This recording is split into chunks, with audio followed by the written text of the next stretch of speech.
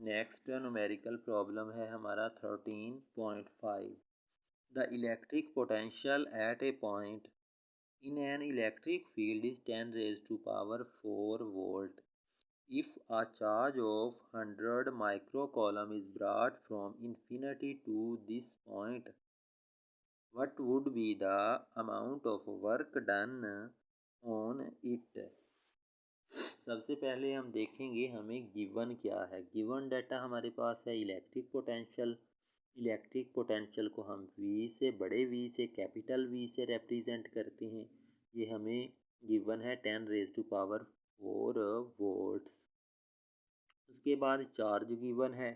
Charge को हम Q से रिप्रेजेंट करते हैं, कैपिटल Q से ही करेंगे क्योंकि ये कैपेसिटर्स की प्लेट्स के दरमियान चार्ज है। ये कितना है? 100 माइक्रोकॉलम। उसके बाद हमने फाइंड आउट क्या करना है? वर्क फाइंड आउट करना है। As we know that V is equal to W/Q। ये हमारे पास फार्मूला है। इलेक्ट्रिक पोटेंशियल किसके इक्वल होता है? Work done per unit charge. Work done per unit charge के इक्वल होता है पोटेंशियल डिफरेंस कह लें या इलेक्ट्रिक पोटेंशियल कह लें। तो इधर हमें क्या क्या चीज़ें गिवन है? Q गिवन है और V गिवन है। हमने फाइंड आउट क्या करना है? वर्क डन करना है। वर्क को W को एक तरफ ले आएंगे, बाकी चीज़ें एक तरफ चली जाएंगी। तो ये देखेंगे Q इधर डिवाइड हो रहा था तो इधर जाके मल्टीप्लाई हो जाएगा, QV बन जाएगा बराबर W आ जाएगा। इधर हम वैल्यूज़ पुट कर देंगे। Q की वैल्यू कितनी है? 100 मल्टीप्लाई 10 रेज़ टू पावर -6 है।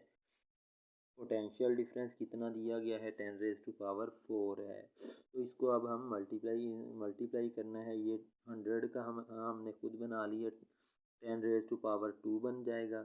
ये 10 रेज़ टू पावर -6 है और ये 10 रेज़ टू पावर 4 है। ये हम एक 10 की पावर्स लिखेंगे। ये 10 रेज़ टू पावर 2 -6 + 4 हो जाएगा।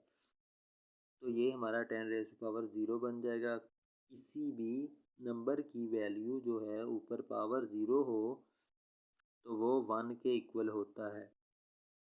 तो ये हमारा 1 आ जाएगा। वर्क के SI यूनिट्स जॉल होते हैं, तो ये हमारा 1 जॉल वर्क होगा।